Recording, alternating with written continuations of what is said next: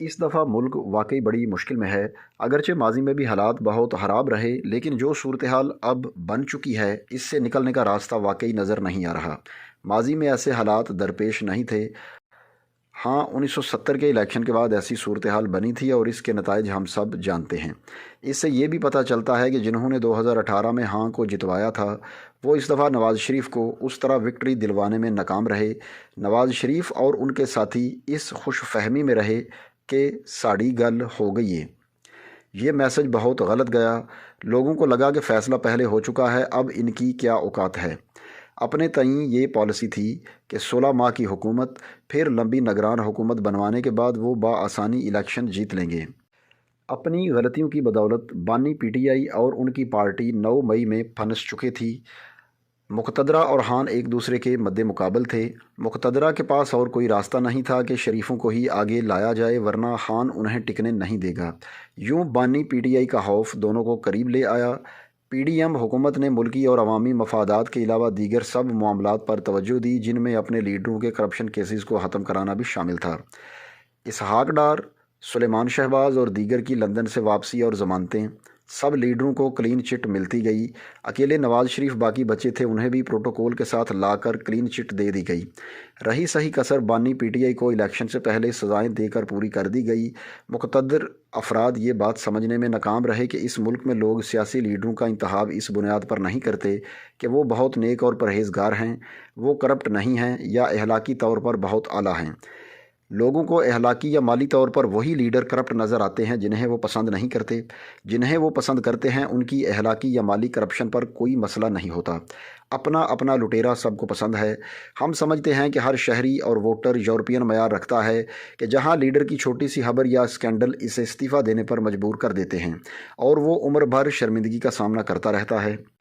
ہمارے ہاں تو ہر لیڈر کرپشن یا اخلاقی الزامات پر وکٹری کا نشان بنا کر جیل جاتا ہے اور الیکشن جیت کر دوبارہ ملک کا حکمران بن جاتا ہے۔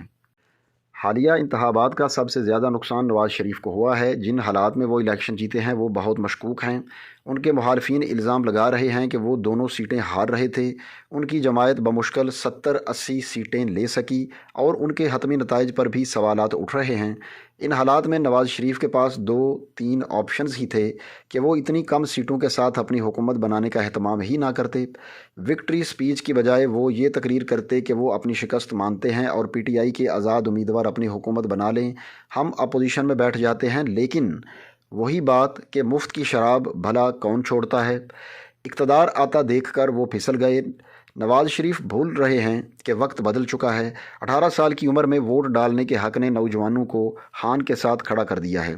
18 سال کا نوجوان اور خواتین کا ووٹ خان کو گیا ہے۔ 18 برس کا نوجوان ابھی ماں باپ کے خرچے پر کالج میں پڑھ رہا ہوتا ہے۔ اسے زندگی کے اتار چڑھاؤ کا اندازہ نہیں ہوتا۔ اصل زندگی یونیورسٹی یا کالج سے نکلنے کے بعد شروع ہوتی ہے اور 25 سال کی عمر تک وہ ایک مختلف انسان بن چکا ہوتا ہے کہ زندگی بہت کچھ سکھا چکی ہوتی ہے، فیصلہ سازی میچور ہو چکی ہوتی ہے۔ لیکن نواز لیگ اس فیکٹر کو کبھی نہ فالو کر سکی کہ 10-12 کروڑ نوجوانوں کو وہ کیسے اپنی طرف کھینچ سکتی ہے۔ انہوں نے ایک ہی نعرہ لگایا کہ ساڑی گل ہو گئی ہے۔ پنجاب میں دیکھیں تو نواز شریف نے اس دفعہ وہ سیاسی محنت نہیں کی جو پہلے کبھی نظر آتی تھی۔ اندازہ کریں کہ وہ ملتان یا بہاولپور تک بھی جلسے کرنے نہیں گئے۔ بقول ہمارے صحافی دوست نصر اللہ ملک کے، انہوں نے سارا وقت لاہور میں پینل بنا کر ٹکٹوں کے بورڈ میں خرچ کیا۔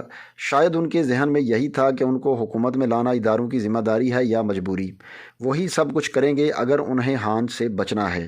یوں نواز شریف یہ سوچ کر میدان میں اترے کہ وہ تو بنے بنائے وزیر اعظم ہیں۔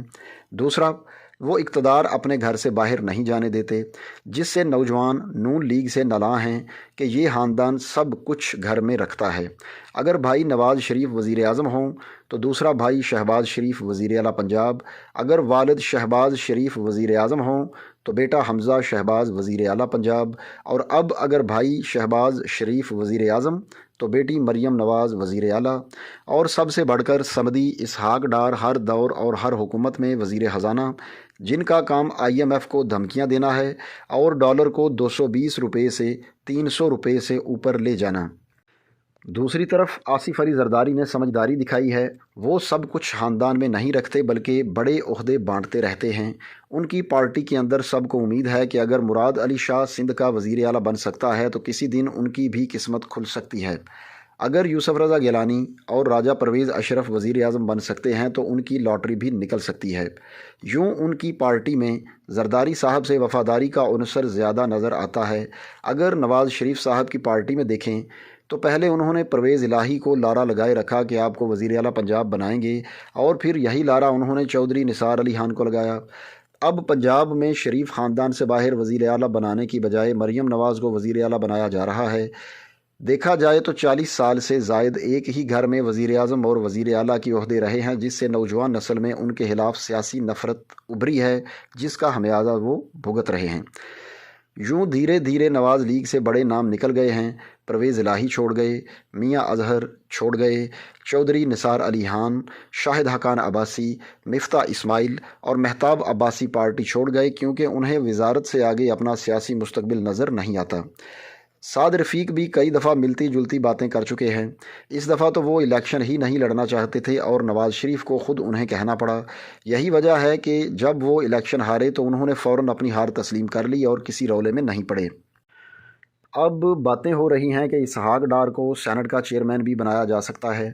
مطلب باپ، بیٹی، بھائی، بھتیجا اور سمدی سارے عہدے ایک ہی گھر میں اکٹھے ہو گئے ہیں۔ جمہوریت اور آمریت میں یہی فرق ہوتا ہے کہ اختیارات اور طاقت ایک جگہ اکٹھے نہ ہوں۔